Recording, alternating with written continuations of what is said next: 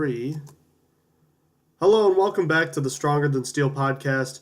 My name is John Kier, and joining me today to preview the beginning of Steelers training camp is Austin Davidson.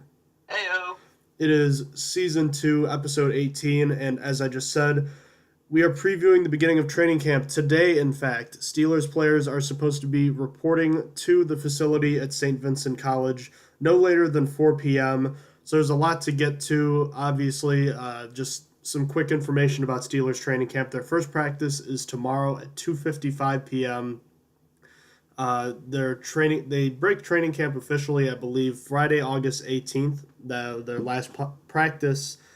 Oh no, they break the 19th. Their last open practice is the 18th at 2:55. They have a closed practice the next day, and then on Sunday, August 20th, they have their second preseason game, during which they'll have already moved out from Latrobe and St. Vincent College. So, Austin, there's a lot to talk about for at least the beginning of training camp. A lot of storylines. The first and probably predominant storyline that we're going to be talking about most of training camp is the whole Le'Veon Bell situation. We already know that his long-term extension fell through, so he's going to have to play this year under the franchise tag, which he has yet to sign. So he doesn't have to report. In fact, it's not even considered a holdout since he hasn't signed anything. He's not holding out for anything. So the real question is Bell going to show up? And assuming he doesn't, when is he going to show up? He is not going to show up. While teammates Antonio Brown and Ramon Foster have been trying to get him on social media, Brown actually had a top secret conversation with him in his own quotes, and tried recruiting him to camp on Twitter. But I think he's going to hold out until the end of preseason. I stay firm that he's either going to play Game 3 or Game 4 preseason. What do you think? You can add Marquise Pouncey to that list of players as of this morning who were trying to convince Bell to come to camp. I agree with you. It's extremely doubtful that we're going to see Le'Veon Bell in camp, at least early on. We've been suspecting this since the news of his contract not being extended. And unfortunately, this is probably going to be the most discussed topic in camp this year, as I said earlier. For one reason, there's the fact that he's a big name player, and on top of that, the Steelers are returning a lot of their starters from last season, and there isn't much debate as far as starting jobs are concerned. So this is going to be the main talking point. And as far as when Bell's going to come in, I'd be shocked if he reports to training camp anytime before the second preseason game, which means he wouldn't come to camp at all. So I suspect he'll report to the practice facility sometime either before the third preseason game or after the final preseason game in preparation for the regular season. There are concerns that if he does report that he'll get overused and he'll be given too many touches in camp and practice.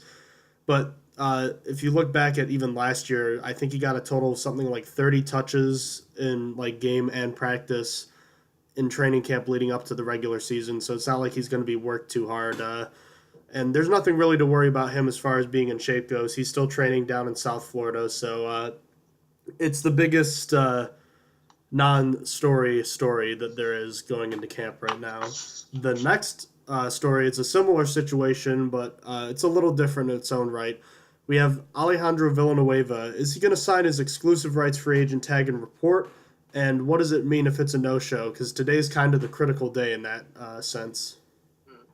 Well, Villanueva has a better chance to show than Bell, I think. But I'm still pretty sure he doesn't show today. Hopefully a deal will be done before the end of camp, and he will show then. He will sign before the end of camp. And if he doesn't report as expected, chances are there will be just more focus on backups Chris Hubbard and Gerald Hawkins in training. What do you think? Well, today's the day we're probably going to figure out if Villanueva is going to be holding out for an extended period.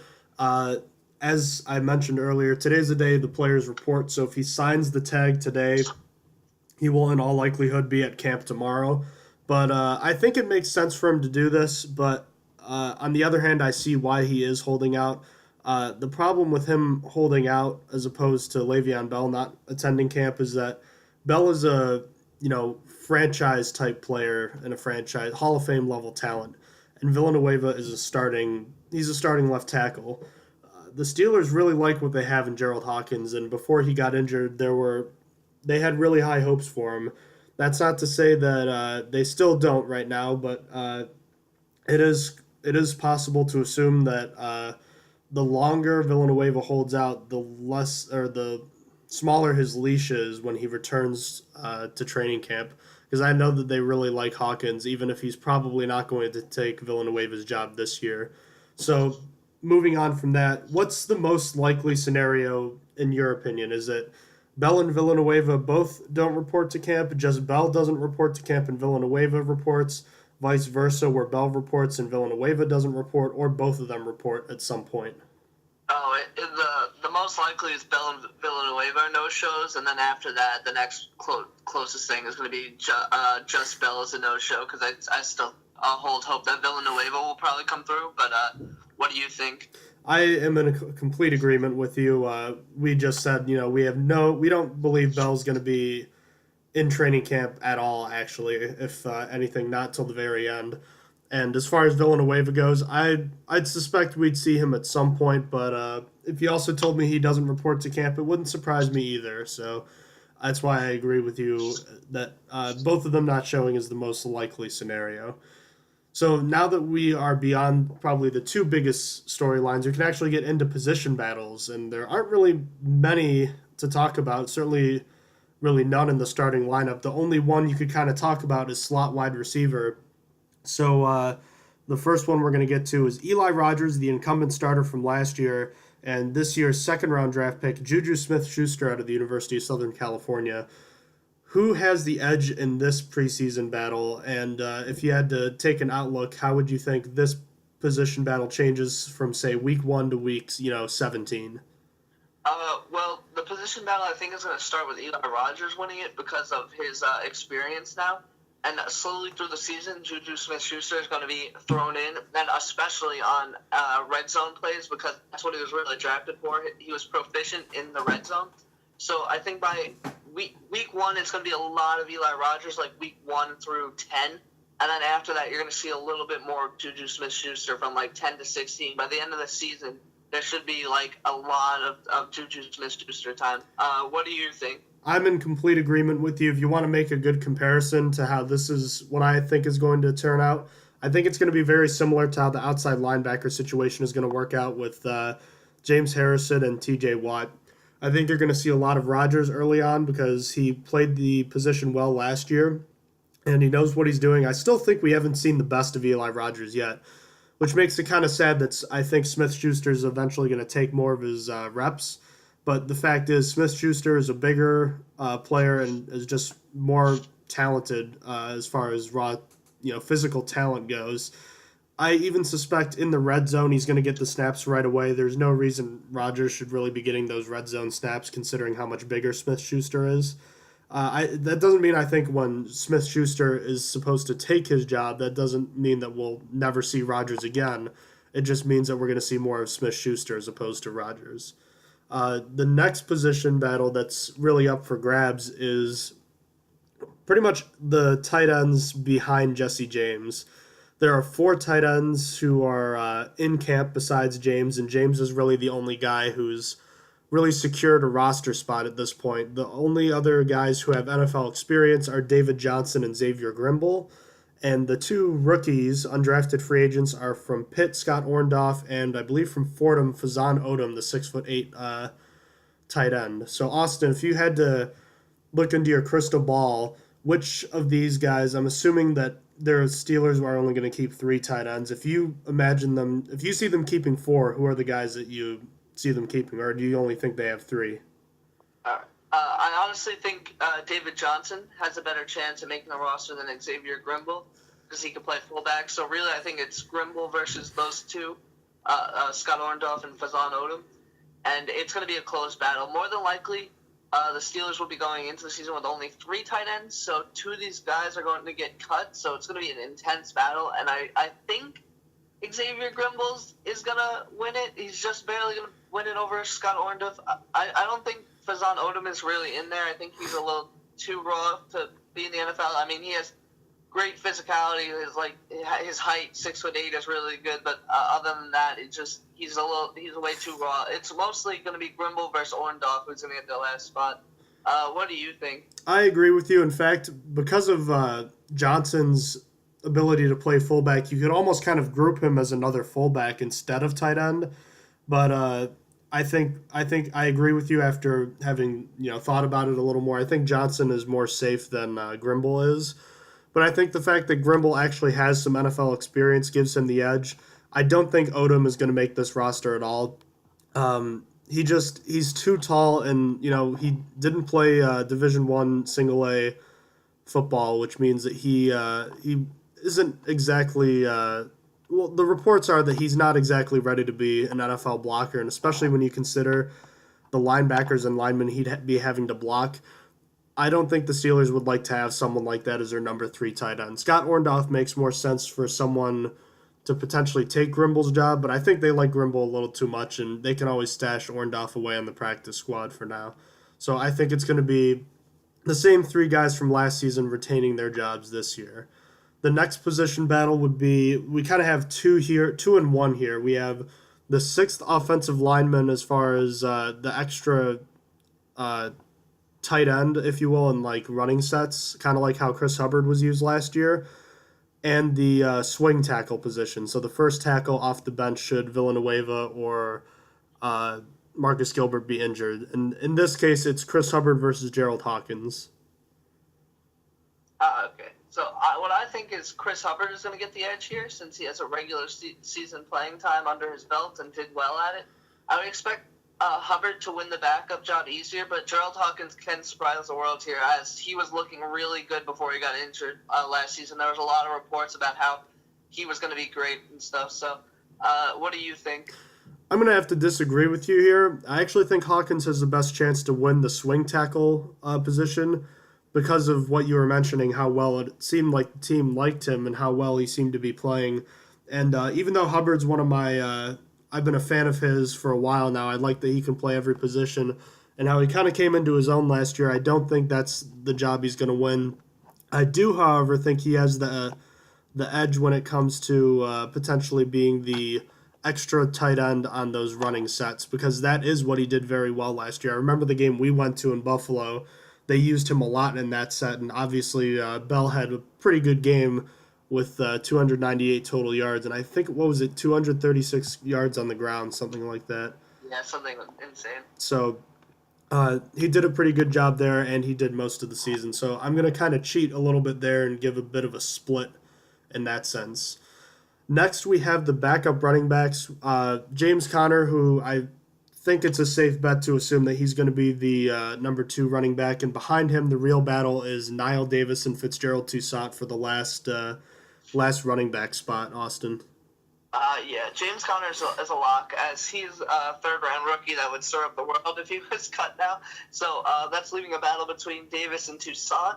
I think ultimately Davis is going to win it, not as a running back, but as a return man, only because Toussaint was lackluster at it last year. But if Toussaint can improve his game and impress with his return skills in this offseason, there's a chance the Steelers opt to take the younger player instead. What do you think? I would have to think that Niall Davis is going to get the nod at the number 3 running back position. The other thing to remember is that the number 3 running back is almost always there for special teams and not his ability as a runner. I've always liked Toussaint, but the fact is he really didn't play that well on special teams when it comes to returning last year, and that's kind of Niall Davis's forte. That's what he excels at. The big question would be, as far as the other phases of special teams, who is better? So if we're talking like punt returns, kick coverage, punt coverage, who does a better job in that aspect? And I think right now Davis has the edge there. So if I had to answer that question, I'd say that Niall Davis has the edge right now over Fitzgerald Toussaint. So next, we have the backup wide receiver positions. These are the guys that we know are locks at this position. You have Antonio Brown, Martavis Bryant, Juju Smith-Schuster, and Eli Rogers. So that leaves you with one, most likely 2 wide receivers out of a group of like 5 other guys to pick here. So it's going to be some tough cuts to make here, but with these last 2 spots, Austin and I have determined that the most likely to make it are Sammy Coates, Justin Hunter, Darius Hayward Bay, Kobe Hamilton, and DeMarcus Ayers. So, who do you think are the two guys to make it from here onto the Steelers roster on opening day? Realistically, it's going to be Sammy Coates and Darius Hayward Bay. Coates looked amazing at the beginning of the season until he got injured, and then obviously, you know the act. He disappeared for the rest, and even though he just injured his hamstring, or his knee was scoped, rather, I'm sorry, recently, I don't think the Steelers cut him here, at least not this year. And then for Hayward Bay, he just does so much on special teams. I can't see the Steelers getting rid of him for any of the other guys who haven't really contributed on special teams before.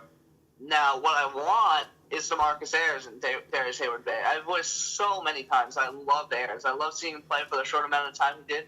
And I would like to see the Sammy Coates fiasco ended because I've been thought he was a bust, but I don't know. I mean, he flashed in the beginning of the year, but then just disappeared.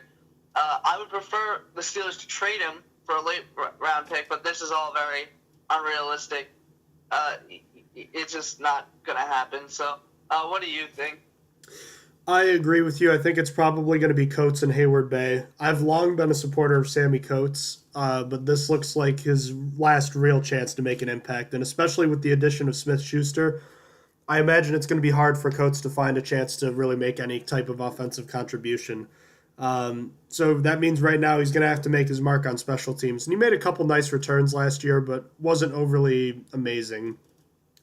Had it not been for special teams, I would have loved to give DeMarcus Ayers the nod over Darius Hayward Bay, but the fact is that DHB is an ace special teams player who willingly does the dirty work and can also provide some speed on the outside and someone who's a proven deep threat at times.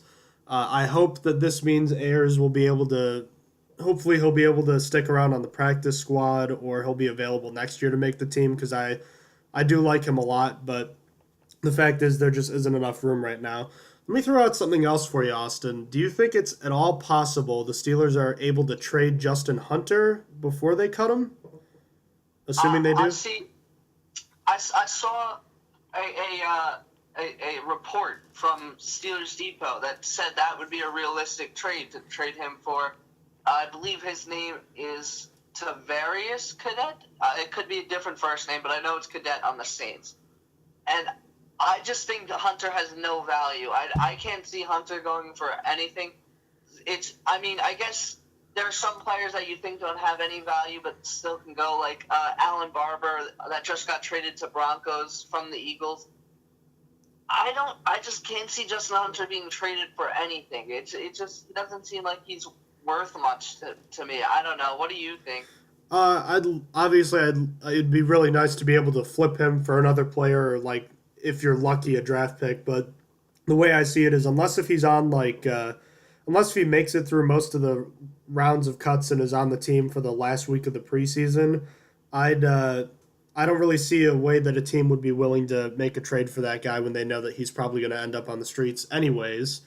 And he still has some upside when it comes to his red zone ability and his raw skills when it comes to his height and arm length. But I just, as much as I would want that to happen, I don't think it's realistic, even though if he were able to stay on the roster during the year, that might make more sense being able to do it then. But I just think it's going to be too difficult when you have so many other players that could also make the team. So it likely means he's going to get cut sooner as opposed to later. So next we have coming up the reserve outside linebacker position, Arthur Moats versus the Steelers' last draft pick this year in Keon Adams. What do you think, Austin? I think Keon Adams is going to win it. I think he has it in him to win the backup job as well as contribute on special teams. He'll be younger and cheaper too, so I think he just barely edges over Moats here. What do you think? Well, I agree with the logic as far as him being cheaper and younger. Arthur Moats has always been Mike Tomlin's guy ever since he signed back in 2014. And on top of this, I don't think you're going to have any problem stashing Keon Adams away on the practice squad since he was a 7th-round pick. So I think it makes more sense for this battle to lean in Adams' favor next year when Moats' contract is up. So as far as right now, I'm going to have to give Arthur Moats the advantage here. But an injury could also change that too. The final a training camp battle we have to look at right now is the slot cornerback position between William Gay, Cameron Sutton, Cody Sensabaugh, and Senquez Golson. So we're going to pick one of these guys to win the starting slot cornerback job, and then we're going to pick another who's going to likely be cut from this position group. What do you think about this, Austin? William Gay is going to win the job, but I think he'll be splitting reps with Sutton halfway through the year as he is older and slower and will need less reps.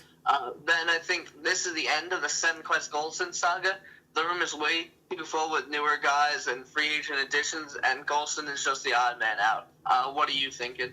Completely in agreement here. I agree that Gay is probably going to get phased out for Sutton. It's interesting to note, though, that offseason reports have stated that Sutton has been lining up an outside cornerback, so he might be someone that could be in the running to replace Ross Cockrell, which I thought was interesting.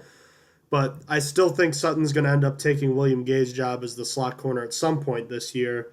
And I think Sensabaugh is the guy that makes sense at special teams, the main special teams cornerback here.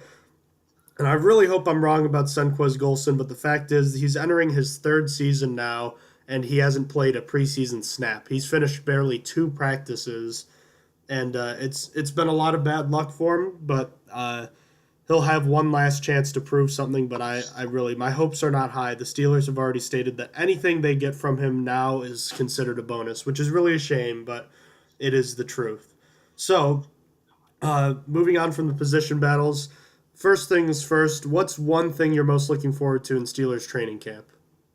The tight end battle. I'm really hoping for one of the undrafted free agents to make a difficult decision for who's going to make the roster and such. It should be interesting to see. And then, secondly, I'm also looking forward to hearing about Cameron Sutton as a returner. He wasn't just drafted as a cornerback, as we know. He did return at Tennessee, so I'm hoping to hear some good things from that since those return game needed help last year. What are you looking forward to? Quick question. Was Sutton a kick returner or punt returner, or both? I believe a kick returner, but I'll Google that while you do your bit. Okay, because I know that could also, if he's just a kick returner, it could give more I forget the word, I think it's credence or whatever, to DeMarcus Ayers potentially making this roster as a punt returner, because I know they don't want Antonio Brown to be returning punts again. As far as the thing I'm most looking forward to, it's seeing how much TJ Watt can show he's ready for right now and how much he can improve over the course of camp. With James Harrison most likely sitting out most of the practices and probably most of the games, Watt is going to have all the opportunity that he needs to show what he is right now and how much he can improve over the course of the preseason. Austin, did you find what you were looking for? Yes, he was a kickoff and punt returner. He did both. Okay, so he could probably double as a kick returner if Niall Davis is either injured or cut, and I'd imagine he's probably the favorite to be a punt returner then too. The other thing I wanted to get to, I don't know if you got a chance to look at the link I posted here, but some of the Steelers' Madden NFL ratings have been released, and did you get a chance to look at that yet? No, I did not. Okay. I'll let you look at that right now while I get to some other stuff. Most of the NFL news right now is coming out of Baltimore. It's kind of interesting. They've had a crazy offseason. As of yesterday, we learned that Joe Flacco, their quarterback, was expected to miss 3 to 6 weeks with a back injury. And Austin, you want to talk about what you think about that injury? Which injury, my bad? The Joe Flacco back injury, 3 to 6 weeks. Joe Flacco. That isn't really that much of a big deal, in my opinion. I think that if it was a little bit longer or happened a little bit later, it would be. But unless it reaches the 6 week, which it probably won't, it's just bad that he got hurt before the season. Because the 6 week, I think I looked at it and it. Oh, I apologize. Actually, I think the six week is September 7th, if I looked at it correctly. But and that's like right around when the season starts. So, what do you think? I agree with you. It's probably not that big of a deal now since Flacco's a seasoned veteran and he already knows what he's doing. He already knows the playbook, so it's not a big deal for him to actually be there. The only thing that would have you concerned, obviously, is if he comes back after that 6th week, which means he won't have much time to get ready for the first game of the year. But on top of that, as a Ravens fan, you probably would have wanted to see him work with new addition Jeremy Maclin a little bit more since he was just recently added to the team last month. Um, so that's a little concerning there. But I have, the big thing with Joe Flacco has always been the deep ball. It's hard to think that they won't have much trouble meshing at some point. The next bit of news is we learned today that Ravens offensive lineman John Urschel, I believe is how you say it, at 26 years old, has decided to retire from the NFL. He started 13 games at 4 different positions over his 3-year NFL career. This is kind of a shocking retirement, and it probably gives a little more fuel to the fire for the people who are saying that this is the new trend in the NFL where people are retiring to avoid injuries at an early age. Yeah, the Urschel's probably in response to the CTE scans that just came out, the test that 99% of players get brain disease that have been tested have brain disease, and that probably affected his decision. But Herschel was probably my favorite player on the Ravens. This is a big loss for the NFL, as Herschel was an incredible representative for the NFL with his PhD in mathematics. I wish him luck outside of football. I'm sure he'll have no problem finding a job with his PhD. What do you think? I'm in complete agreement with you. And just one other thing to point out for the Ravens, that this is probably the weakest point of their offense is their offensive line. So losing another piece of that definitely hurts. You had a chance to look at that link yet? I did. I switched through a few. That's what made the noise. I didn't hear anything. You're fine. Okay. But, yeah, it seems pretty decent. I feel like they gave a lot of people some good looks. Like Roselle Nix, I liked him that he started at 80. That's pretty high for him. Yeah, you want to go through like each one and just say if it was too high or too low real quick? Yeah, sure. Let me just get back to the beginning, and then I'll start it there. Okay, I'll start it for you. Arthur Mote's at 74. Or like you could say over, under, or fair. Oh, okay, I think that's fair. What do you think? Fair. Bud Dupree's 75. I think under. That's under meaning like it's too low. Yeah, it's too low. I agree, under. Sammy Coates 75. Fair. I'm gonna go over here. Eli Rogers 76. Slightly under. I think he should be like a 78 or 77. I'm gonna go under as well. Jesse James at 78. Fair. Yeah, I think if he was at 79 or 77, I'd be okay with that too. Artie Burns at 78. Under. I wanted to say under at first too, but when I heard that the Steelers basically ran their cover 2 the whole AFC Championship game because he was at the time incapable of doing anything else, I'm okay with him being at this rating at 78. Jordan Berry at 78. I think for punters, I'm not very sure, but I think this is pretty fair for a punter. Yeah, I think I don't really think the overall rating of a punter or kicker really matters that much as long as it's between like the 75 to like 85 range. They're all pretty much the same there. Roosevelt Nix at 80. I think that's fair. I think that's fair too for a fullback. Fullbacks usually get lowballed, and maybe he did too, but he's also not really a pass-catching threat either. Ross Cockrell at 80. I think that is also fair. I like that they're starting to respect him a little bit. I actually would have gone... I actually think that's a little over, but that's just me. I just don't like that he's not as physical. Martavis Bryant at 80. See, I think that's gonna be under, but I could see why they ranked him there because he hasn't played football in a year. I think he's gonna prove otherwise, but I'll say fair. But I think his overall should go up as the year goes on. I agree. I think it's under though, like just because we already know what he is, but we know at some point the roster update's going to come out, and I think they'll make amends once that roster update comes out. So I'd be shocked if he's at 80 beyond like the first month of the season. Alejandro Villanueva at 81. Fair. I agree. Fair on that one. Ryan Shazier at 81. Under. Way under.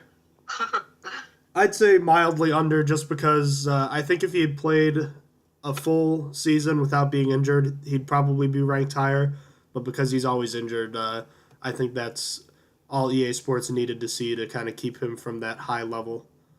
Mm. Mike Mitchell at 81. I'm just going to say I think that's fair. I'm gonna say it's slightly over. I think he's more like an 80 or 79.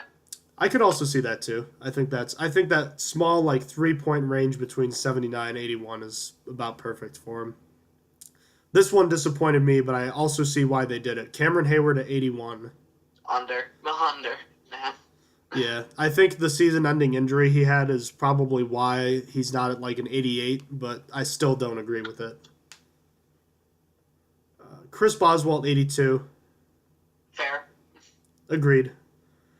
Stephon Tuitt at 83. Also fair. You think so? I thought this one was under. I mean, I guess you could probably push to an 84, but once you get to 85, it's elite, and I don't know. I don't think he's at the elite card level yet. Let me see another year. If he can repeat what he did last year, I'd be happy to say that for sure. William Gay at 84. I think that's high, to be honest. I don't know. I know William Gay's been really good, but I feel like he's just still an 82. I mean, it's small moves, but I think that's a tiny bit high. 2 years ago, I would have completely agreed with this, but he's been starting to slow down as of the second half of last year, and it looks like there's no reason that's going to change. So if this were like a year or two ago, I would have said perfect, but I actually think this is a bit over right now. I think he's more around 79. Marquise Pouncey at 85. Fair. I'm also going to go with fair. I think he's a little overrated, or at least he's been overrated in the past. James Harrison at 86. This one, I want to stay fair. I think it is fair. I'm very on the fence about this. I'm going to say a little over just because he was barely used in the first half of last year. Mm-hmm. But that's just me. Finally, they only have 20 players here on this list. So finally, we have Marcus Gilbert at 88. Yeah, that's fair. I was waiting for him to be like an 83, and I was going to be disappointed. But I was actually pretty happy with the way they viewed him this year. I think this one was pretty spot on. Alrighty. So I'm sure they'll have a full list at some point, but we'll look at that another time. So Austin, you want to get back on basically the whirlwind of an offseason for the Ravens?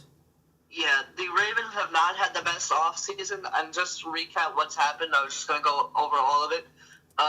Obviously, just recently, as of today, Joe Flacco's out 36 weeks with a back injury, and John Urschel also retired.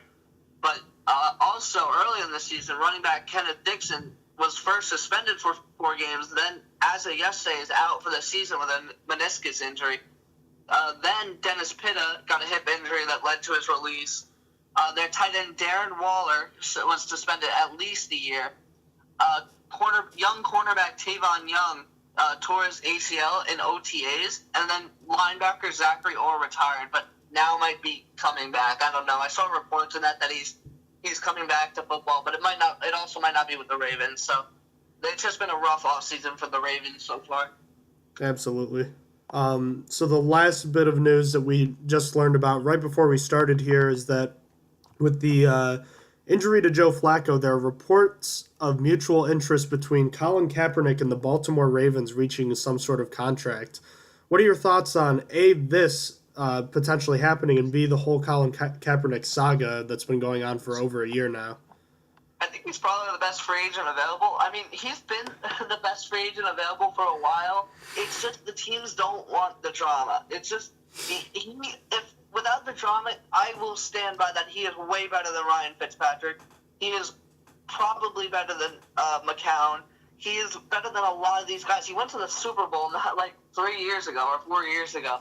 Like, he was good at one point. I mean, he's not as good anymore. I'm not trying to say he's Super Bowl caliber anymore. But, I mean, it's a shame that media is going to keep him back, but I could see why. As soon as he's signed, it's going to cause an uproar like, oh, this man doesn't deserve a job, blah, blah, blah, all the fighting again. So teams don't want that, and for a backup. And I also heard reports that he wanted more than backup money, so that could also be affecting a while. He hasn't been on a team yet, but I'm not sure how true those reports were. But Yeah, I think it's time Kaepernick gets a team. He's only going to be a backup. I don't know why he just can't get a team. I mean, I say that, and I do know why, but what are your thoughts? I agree with you mostly, but I also think there's a small percentage, like a sizable percentage of teams that are also deciding to not sign him because they don't agree with what he did. But I do think mostly it's because they don't want the media circus, and that's everyone knows that's what's going to happen whenever he signs with a team. But the fact of the matter is, Kaepernick is better than a decent amount of the backups on NFL teams. I definitely think he's better than Josh McCown. I think McCown is not a good quarterback at all. Um, Having gone back and recently watched some Steelers games where I've been cutting up some highlights so that Austin and I can get working on those videos that we had been talking about earlier in the offseason.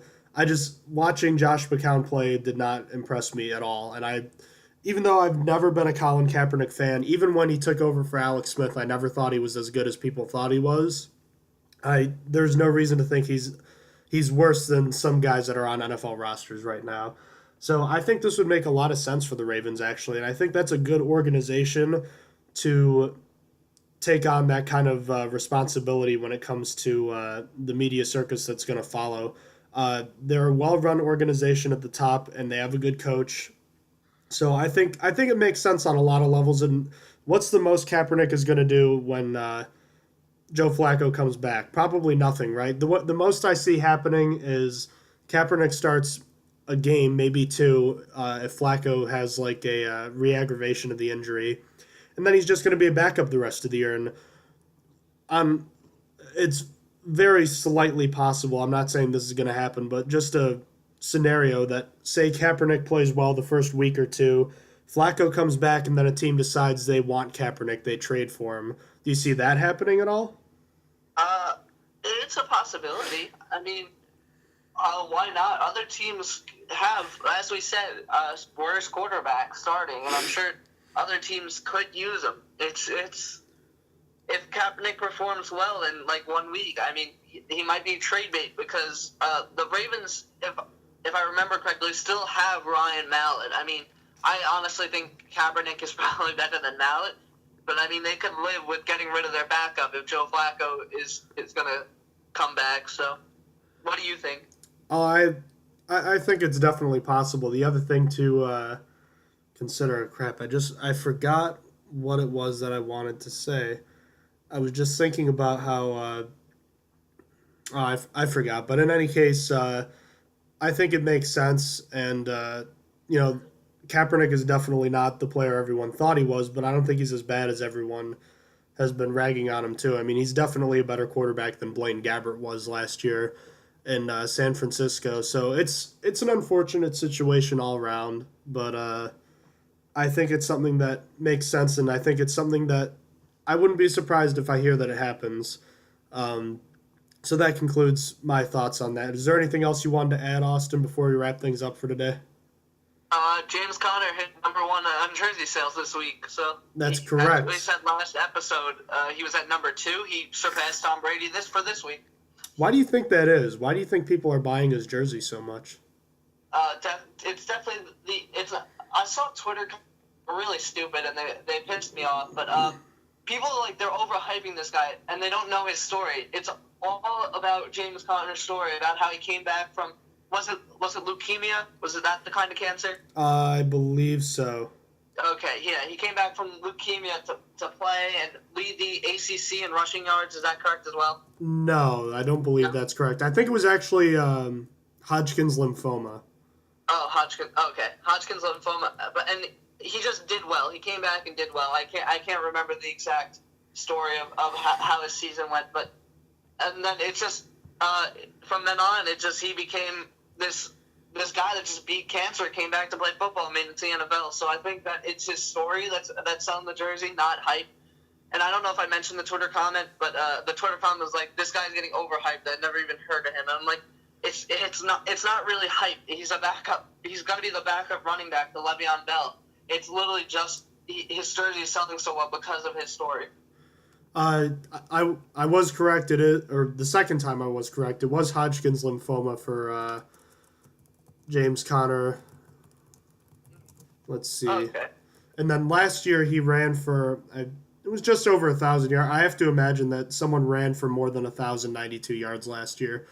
He may have led in rushing touchdowns because he had 16. Uh, yeah, Dalvin Cook had 1,700 plus yards. So Connor wasn't even in the top five as far as rushing yardage goes. And then as far as rushing touchdowns go, Connor was fourth behind Wayne Gallman of Clemson, Dalvin Cook of Florida State, and Lamar Jackson, the Heisman Trophy winner from Louisville. Okay, what I confused it with, he won ACC Player of the Year. That was before the year before the knee injury and cancer. Oh, okay. See, I don't even know. He was first team all ACC in 2016. Maybe that's what I was thinking. I don't even know. I'm trying to salvage it. Hey, we got it. We got it right now. So, if there's anything else you wanted to add before you finish up? Nope, this should be it. Okay.